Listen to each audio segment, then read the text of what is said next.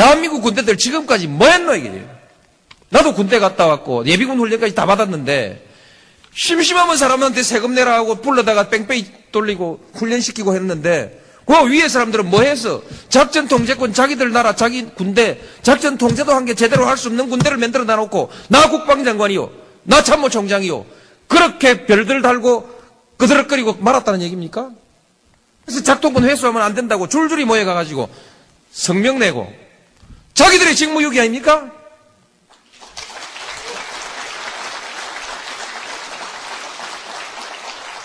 부끄러운 줄 알아야지. 노무현 대통령 기일입니다.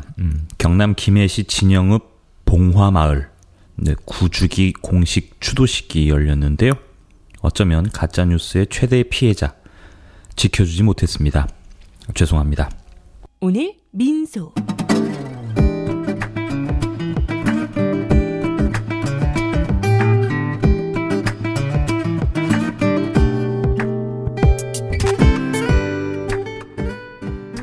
공과를 따지는 방송은 아니니까요. 공은 공대로, 물론 과도 있습니다. 친구 문재인을 대통령으로 만들었으니까요. 네. 고인을 기억하는 방법, 평가는 역사가 하겠죠. 김대중 대통령의 6.15 남북공동선언, 임기 말이긴 합니다만 14선언으로 한반도 평화와 통일의 흐름을 이어갔던 공적이 있죠. 그리고 군사분계선을 육로로 건넌 최초의 대통령이기도 합니다.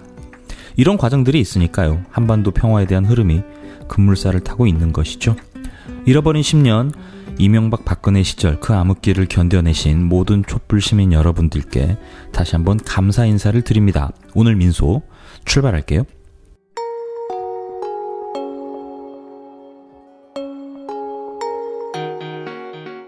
오늘 민소. 오늘 민소 방송은 팟빵 오늘 민소, 아이튠즈 오늘 민소, 그리고 유튜브로 송출되고 있는데요. 유튜브가 가장 조회수가 잘 나옵니다. 요즘은 워낙 유튜브로 오디오 콘텐츠를 소비하는 게 너무 자연스러워졌죠. 지금 대충 팟빵과 아이튠즈 합쳐서 한 100분 정도 듣고 계시고요. 유튜브 쪽에서는 그때그때 다른데요. 300명에서 한 1000명 정도 함께 해주시고 계십니다. 원래는 6시에 맞춰서 업로드를 진행하려고 했었는데요. 그게 뭐 큰 의미가 있어 보이지도 않고요. 네. 또 제가 녹음하는 시간이 좀 들쭉날쭉해서요. 오디오 컨텐츠로서 가능성을 좀 더 확인하는 선에서 따박따박 찍고 있습니다. 방송 듣고 계시면요. 팟빵 오늘 민소 가셔가지고 구독하기, 좋아요 한번 눌러주시고요. 유튜브 구독, 좋아요 한번 눌러주세요. 네, 큰 도움이 됩니다. 제가 올라오는 모든 댓글 다 보고 있으니까요. 혹시 궁금하신 점이나 아니면 제가 잘못 알고 있는 게 있으시면 지적질 해주셔도 되고요. 꼭 방송에 궁금한 게 아니더라도 민중의 소리에 궁금하신 점 있으시면 댓글로 남겨주세요. 반드시 회답해드리겠습니다. 오늘 민소. 한미정상회담이 개최되고요. 북한의 풍계리 핵시험장은 폐쇄 조치에 들어갔습니다. 우리나라 기자단이 결국 정부 수송기 편으로 북한으로 갑니다. 재밌네요. 오피셜한 내용은요. 포털 사이트나 웹사이트 뉴스를 소비해 주시면 될 것 같고요. 저는 기사에 못 쓸만한 뒷얘기나 좀 전해드리는 걸로 하겠습니다. 글쎄요. 기레기들의 뒷얘기가 뭐가 궁금하실까 모르겠습니다만 시작을 해보지요. 북한 풍계리 핵실험장 폐기를 취재하는 국가 모두 5곳입니다. 미국, 중국, 영국, 러시아, 그리고 남측 이렇게요. 날짜를 지정하지 않고 23일에서 25일 사이에 핵시험장 폐기 의식을 진행한다고 하죠. 아마 폭파가 될 것 같은데요. 이건 그림 때문입니다. 네, 날씨를 염두에 둔 거죠. 보통 이런 취재를 다닐 때는 풀단이라고 하는데요. 기자단이 숫자가 워낙 많으니까 대표로 한 명을 선정해서 보내고 그걸 모두 공유하는 방식입니다. 대신에 그 풀 취재 기자는 단독 보도를 낼 수가 없습니다. 라는 룰이에요. 기자들 100명이 다 갈 수는 없으니까요. 풀 한 명 보내는 나름의 어떤 내규, 물론 문서로 명문화되어 있거나 그런 건 아닌데요. 일종의 암묵적 룰 같은 겁니다. 네. 이런 경우는 코리아 풀이라고 부르는데요. 이게 뭘 좀 설명드리기가 좀 애매한데 굉장히 빡빡한 풀 취재예요. 이번에는 외교부 풀이 작동했는데요. 방송사는 12개 방송사 추첨으로 일찌감치 MBC가 선정이 됐고요. 통신은 좀 갈등이 있었어요. 국내 통신사는 연합뉴스, 그리고 뉴스원, 뉴시스 이렇게 3곳이 있는데요. 아마 그냥 뒀으면 연합뉴스가 자연스럽게 선정됐을 것 같은데 연합이 좀 오버했어요. 풀 취재에 동의를 할 수 없다. 네, 개별 취재를 하겠다는 거죠. 이른바 이제 코리아풀에서는 개별 취재를 할 수가 없습니다. 연합이 그걸 하겠다고 나선 거죠. 사실 역사적인 현장이고 매우 중요한 취재이기도 합니다. 그런데 굳이 이렇게 욕심낼 필요가 있었나 싶어요. 사실 이런 현장은요, 연합이 가면 제일 좋아요. 기업 뉴스, 기업 규모도 있고요. 제일 중요한 게 사고가 안 나는 게 중요하잖아요. 뭐 사진이나 영상 송고가 늦던가 하는 일들이 생길 수 있는데, 연합에 가면요, 네, 뭐 기자들끼리 장비도 빌려 쓰기도 하고 뭐 그렇습니다. 그래서 참 편한데 오히려요, 너무 욕심을 부렸어요. 그 논쟁 끝에 연합이 코리아풀 원칙을 따르겠다고 하긴 했는데, 이 기자단 투표로 뉴스원이 가게 된 거죠. 일종의 미운 털이 박힌 겁니다. 사실 인력 여건이나 규모 이런 걸 보면요, 연합이 대세고요. 연합이 가는 게 맞아요. 네. 그냥 가만히 있었으면 연합 보고 가라고 그랬을 것 같아요. 그런데 연합이 이렇게 먼저 선수 치고 나온 게 좀 괘씸한 거죠. 그러니까 사실 타사를 얕보는 어떤 연합만의 시각들이 있거든요. 이런 게 좀 반감을 산 거죠. 네. 글쎄요, 연합도 설립 취지에 맞게, 네, 혼자 다 하면 욕먹습니다. 네, 동업자 정신도 좀 필요하고요. 뭐 이런 백그라운드도 있습니다. 재미있으셨는지는 모르겠네요. 오늘 민소. 그래서 베이징에 대기하던 한국 기자단이 돌아왔어요. 북에서 일단 명단을 접수했고요. 원산에 있는 외신들이 현장에 설치된 프레스 센터 사진을 보내왔는데요. 사우스 코리아 기자석이 있습니다. 네, 우여곡절 끝에 가긴 갑니다. 이게 가는 방법이 재밌습니다. 성남공항에서요, 원산으로 갑니다. 성남공항은 군사공항이죠. 네, 전투기도 뜨고요. 대통령 전용기인 공군 1호기도 여기서 뜹니다. 보통 대통령이 헬기로 성남공항으로 이동을 해서요, 비행기로 이동하는 뭐 그런 류로 사용되는 공항이죠. 이명박 때 롯데타워 건설하면서 공군이 반대했었던, 네, 바로 그 공항입니다. 결국 허가를 내줬죠, 이명박 때요. 저는 한 번도 못 가봤어요. 네. 거기서 정부 수송기가 뜹니다. 처음에 기자들이 성남공항으로 간다고 해서 그랬거든요. 수송기라고 하니까 이게 설마 군용 비행기인가? 그러니까 군용기가 평양으로, 아니 원산으로 가는 거잖아요. 야, 이런 경우가 있나 그랬는데, 다행히, 예, 알고 보니까 정부 수송기더라고요. 네. 관리는 보통 공군이 하는데, 군용이 아닌 거죠. 정부 수송기. 네. 이게 CN235 비행기, 이게 프로펠러 비행기인데요. 인도네시아산입니다. 보통 비행기가 10,000피트 정도에서 한 시속 800km로 날거든요. 여객기들이요. 그런데 보통 이 프로펠러기는 그렇게 높이 날질 못해요. 네, 고도 한 7.6km 정도에서, 시속 한 500km 정도로 비행하는 기종입니다. 22명이 탈 수 있고요. 대충 한 3,500km까지 날 수 있다고 해요. 그래서 대충 커버리지가 동북아시아 정도라고 얘기합니다. 이게 민항기가 뜨면 좀 복잡해요. 대북제재 문제 이런 것도 있고요. 사실 정부 수송기가 이제 원산 갈마 비행장에 착륙하는 것 자체도 뭔가 굉장한 이벤트가 될 것 같습니다. 설마 이게 김정은 위원장이 이런 것까지 염두에 뒀을 것 같지는 않아요. 네. 그런데 뭐 불가능한 상상 같지는 않습니다. 북이 전격 기자단을 수용해 준 것도 참 재미있는 일이고요. 일시적으로 긴장이 해소되는 뭐 그런 느낌도 살짝 듭니다.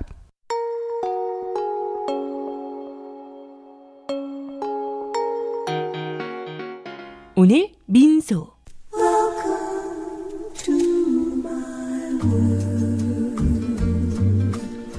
갑질의 끝판왕이 있다면 이들입니다. 까도 계속 나오는, 이거 뭐 땅콩 문제만은 아닌 것 같아요. 조가항공 소식 오늘도 전해드립니다. 욕도 아까운 집안, 가진 자의 품격 따위는 1도 찾아볼 수 없는, 무엇을 해도 상상 그 이상의 반응을 보이는 집안 자체가 썩어 문드러진 추악한 재벌가 조양호 이명희 부부가 회사 경비 용역 노동자에게 애견관리, 청소, 빨래, 조경일 등등등을 시켰다고 해요. 노예처럼 굴렸다고요. 경비 노동자를 사택 노예처럼 부려왔던 거죠. 또 최저임금이 인상됐잖아요. 그 비용도 주지 않았답니다. 근로계약서를 보니까요, 항공마케팅팀 정석기업 평창동, 예, 이렇게 적혀있네요. 네, 평창동 조가 일당에 사는 곳이죠. 대충 메모도 공개가 됐어요. 생수 5갤론 45통, 한옥 마루 7, 마사토 자갈 치울 것, 서재 뒤 창고 센서 등 수리, 주방 후드 청소, 현관 위 실리콘, 강아지 똥은 퇴근하는 근무자가 치운다. 강아지 눈약, 점안액 다 떨어지면 살 것. 네. 야, 이거. 아니, 개똥도 못 치우는데 개는 대체 왜 키우는 겁니까? 네. 경비 용역 노동자의 말을 옮겨볼게요. 사모님 애견을 산책시키다가 애견이 큰 개에 물려서 이를 말리다가 상처를 입은 적이 있었는데 애견 치료비에는 100만 원을 썼는데 정작 애견을 구하다가 부상을 입은 나한테는 치료비 한 번 보태주지 않았다. 사모님이 가끔 음식을 선심 쓰듯 주는데 유통기한이 1년이나 지난 경우도 있었다. 재벌가에 무슨 도덕을 바라는 거 아닙니다. 어떻게 사는지 사실 관심도 없어요. 하지만 인간을 무시하는 행동과 언사들은 정말 참기가 어렵습니다. 이런 인간들 밑에서 그동안 일해왔을 그 누군지도 모르는 가장들 생각하면 정말이지 분노가 하늘을 찌릅니다.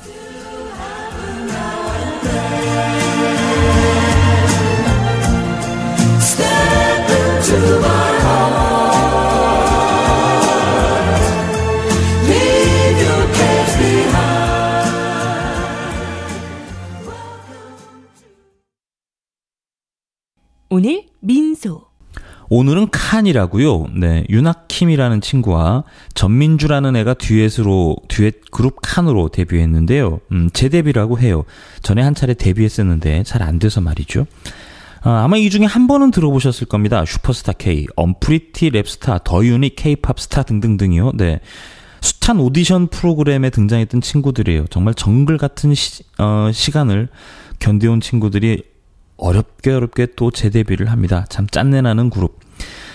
경향신문이 칸.co.kr을 쓰는데요. 네, 뭐 그거랑 관계 있는 건 아니고요. 네, 칸 왕이라는 뜻이죠. 뭐 징기스칸, 뭐 쿠빌라이 칸, 뭐 이런 뜻으로요. 부족의 지배자를 뜻하는 말입니다. 디지털 싱글 I'm Your Girl이라는 곡을 발표했어요. 네, 또 오늘 쇼케이스에서 방탄소년단의 DNA 그리고 저스틴 비버의 베이비를 커버해서 보여주기도 했네요. 조금 낯선 현장일지 모르겠는데요. 한번 들어보시죠. 요즘 친구들은 이런 무대를 선보이는구나 생각하시면 될 것 같아요. I'm Your Girl, 방탄소년단 DNA, 저스틴 비버 베이비 커버 무대까지 함께 하실게요.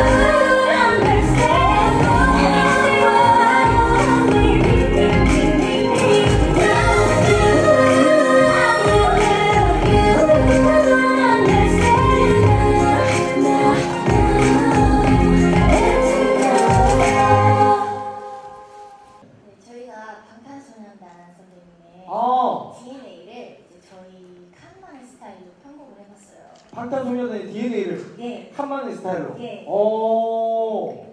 거기다가 이제 덤으로 네. 저스틴 비버의 베이비라는 곡을 네. 마무리 분위기 좀 화기하게 끝내고 싶어서 제가 LG 빡빡 올려키는 오. 베이비를 한번 준비해봤습니다. 그럼 방탄소년단 DNA와 그 저기 뭐야 저스틴 비버 노래를 같이 이렇게 네. 같이 함께 네. 이어서 네. 메들리로. 살짝 약간 끊어가서. 끊어가면서.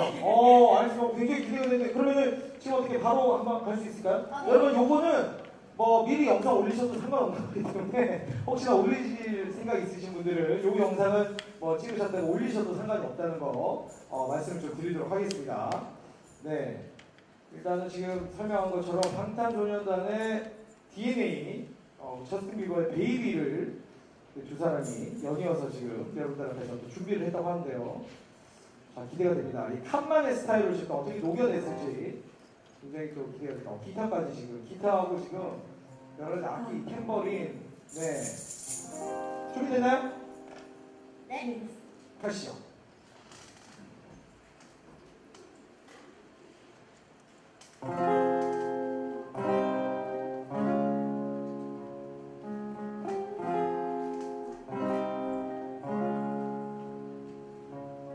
첫눈에 널 알아보게 됐어. 서로 불러왔던 것처럼 혈관 속 DNA가 말해줘. 내가 찾아야 건 너란 걸. 우리 만남은 수학의 공식, 종교의 율법. 내게 주어진 운명이 난 꿈에 출처. 너에게 내미는 손을 더 행했으면 이 모든 건 우연이 아니니까 우리 완전 달라 baby. 운명을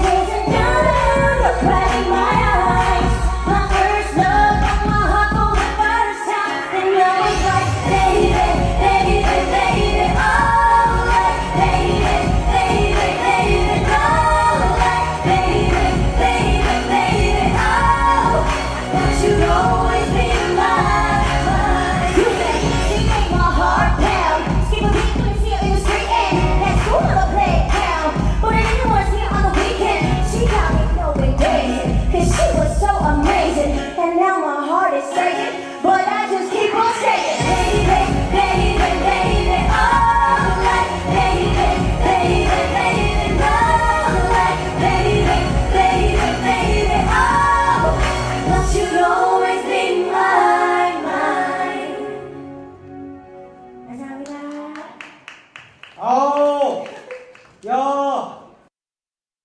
어떠셨나요? 적응 잘 안 되시죠? 네, 저도 처음엔 그랬습니다. 새 출발하는 친구들, 칸이라는 친구들이에요. 네, 오늘 민소 응원하겠습니다.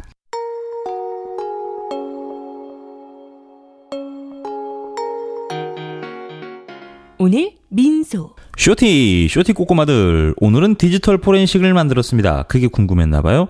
정혜림 아나운서가 함께하는 쇼티 전해드릴게요. 수사기법 디지털 포렌식이란? 요즘 과학 수사하면 딱 떠오르는 단어, 디지털 포렌식. PC나 폰에서 삭제한 내용을 되살리는 마법을 부리죠. 다 알고 있는 것 같지만 또 설명하기는 어려운데요. 오늘은 이 디지털 포렌식에 대해 꼭 알아야 할 정보를 살펴볼게요. 디지털 포렌식, 영어 단어의 조합입니다. 포렌식은 원래 뜻이 법적인, 법정과 관련된입니다. 그러니까 법정에서 증거로 사용되는 디지털 자료라는 의미겠죠? 또 포렌식은 국내에서 법의학으로 해석되기도 하는데요. 법의학이 주검을 샅샅이 해부하고 조사해서 사인을 밝혀내는 것처럼 디지털 포렌식은 디지털 기기에 남아있는 정보를 추적하고 분석, 범죄의 단서와 증거를 찾아내는 수사 기법을 말합니다.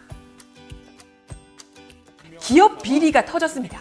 과거에는 책상 서랍 안에 있는 장부나 수첩을 뒤졌죠. 그러나 요즘에는 하드디스크와 메모리 카드를 찾는 게 우선입니다. 또 사건 관련자들의 핸드폰과 PC는 기본. 경찰들은 이런 디지털 기기를 압수한 뒤 디지털 포렌식 수사를 진행합니다. 디지털 기기 안에서 삭제한 파일을 복구하는 거죠. 고의로 지운 문자 메시지, 통화 기록, 사진, 동영상까지도 복원할 수 있습니다. 그뿐인가요?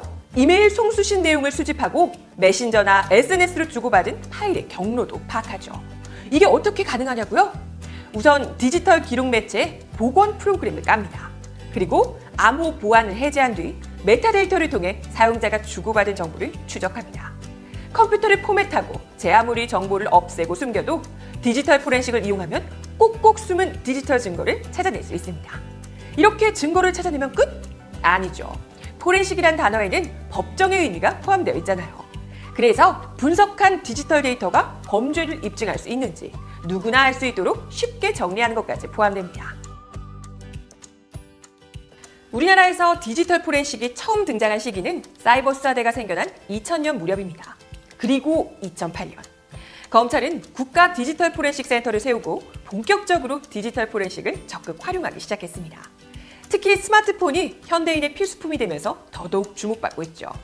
사례를 들어볼까요? 2014년 세월호 참사 당시 승객들의 폰에서 카톡 대화를 복원했었죠. 복구된 데이터를 통해 세월호 참사 당시의 분위기를 알 수 있었고 사고가 났던 시간 등 결정적인 실마리를 찾을 수 있었습니다. 그리고 세월호가 인양된 뒤에도 추가로 발견된 휴대폰을 복구하는 데 활용되고 있습니다. 폰에서 수만 건의 문자, 카카오톡 메시지, 전화번호부, 통화 목록, 사진, 영상, 음성 등 데이터를 복구하고 있습니다. 디지털 포렌식이 법정에서 직접 증거로 인정받게 된 건 2016년입니다. 형사소송법이 개정되면서 디지털 포렌식 자료도 DNA, 지문, 혈흔 분석 등과 마찬가지로 과학적 증거의 하나로 인정할 수 있게 됐습니다. 즉, 법정에서 피의자가 부정해도 빼박 증거로 인정된다는 거죠. 그 대표적인 예가 최순실의 태블릿 PC입니다. 검찰이 최순실의 태블릿 PC에서 증거를 찾았잖아요. 그런데 만약 2016년 이전에 국정농단 재판이 열렸다면 최순실이 그 태블릿 PC 내 거 아닌데? 이 한마디 하면 증거 능력이 인정되지 않을 수 있어요. 그런데 법이 바뀌면서 최순실이 아무리 부정해도 증거로 쓸 수 있게 된 거죠. 이외에도 디지털 포렌식은 불법 콘텐츠를 유통한 경로를 찾고 기업 전자문서를 조작하고 은폐한 흔적을 잡아내는 사건의 해결사 역할을 하고 있습니다. 범인도 잡고 사건도 해결할 수 있으니 디지털 포렌식은 무조건 좋은 것이다? 꼭 그렇지만 않아요. 개인정보 보호 같은 사생활 침해 논란이 있습니다. 경찰이 방대한 디지털 자료 속에서 증거를 찾다가 수사와는 관계없는 개인정보를 수집할 수도 있기 때문이죠. 2015년 미국에서 뜨거운 논쟁이 일어났습니다. 미국 샌버다니노에서 발생한 총격 사건 범인의 스마트폰을 입수했는데요. 수사를 위해 아이폰의 잠금 해제를 해야 한다. 개인정보를 보호해야 한다로 두 입장이 맞섰죠. 그럼 개인정보가 고스란히 노출될 위험을 막을 수는 없을까요? 아쉽게도 아직까지 완전한 해결책은 마련되지 않았습니다. 무분별한 압수수색을 방지하는 규칙을 의무로 실시하거나 디지털 포렌식 수사가 끝나면 데이터들을 즉시 폐기하는 것 등이 대안이 될 수 있겠네요. 앞으로 더 구체적인 대책이 필요하겠죠? 요즘 최저임금 가지고 자꾸 장난치는 민주당 보면 좀 짜증이 나는데요. 역시 발칙한 뉴스 정혜림 아나운서의 일침까지 전해드리겠습니다. 민중의 소리 유튜브 채널에서 만나실 수 있습니다. 국회가 최저임금 산입 범위 확대를 시도하면서 노동계가 강력히 반발하고 있습니다. 최저임금을 산정할 때 정기 상여금은 물론 숙식비와 교통비까지 포함하자는 경영계 측의 주장을 받아들인 셈인데요. 사실 올해부터 최저임금이 대폭 인상된 이후 이미 상여금을 축소하거나 식대를 폐지하는 등 갖가지 꼼수가 동원되고 있는 상황입니다. 즉 경영계 주장은 이 같은 불법적 꼼수를 아예 법적으로 보장하자는 뜻이죠. 숱한 반발에도 어렵사리 최저임금을 인상하며 한 발짝씩 나아가려 애쓰고 있는 현 시점에 최저임금 인상 6개월도 채 되지 않아 벌써부터 이런 꼼수에 국회마저 동의해준다면 그간 해왔던 노력에 찬물을 끼얹는 셈이 될 겁니다. 출근길 사전투표소 안내 보셨죠? 네, 이번 선거 무척 중요할 때 치러지는 선거입니다. 다름이 아니고요. 자유한국당 싹쓸이 할 수 있는 절호의 기회죠. 홍준표 대표가 계속 삽질하고 있고 물론 혼수 성태도 열심히 거들고 있습니다. 이번 지방선거에는 단 한 속도 자유당에게 주지 않겠다는 현명한 촛불 시민이 되셔야죠. 분위기 좋다고 쉬시면 안 됩니다. 이런 당은 격리시켜야 됩니다. 절멸시켜야 되고요. 대표적인 적폐당 아닙니까 자유당? 오늘 민중의 소리에 작은 경사가 있어요. 언론재단에 기획 취재 신청을 했는데요. 네, 통과가 됐습니다.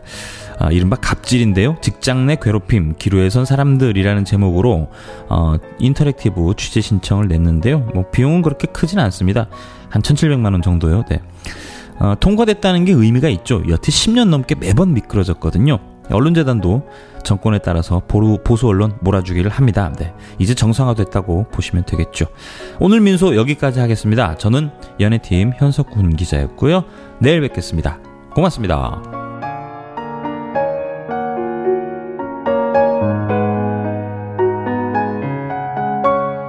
오늘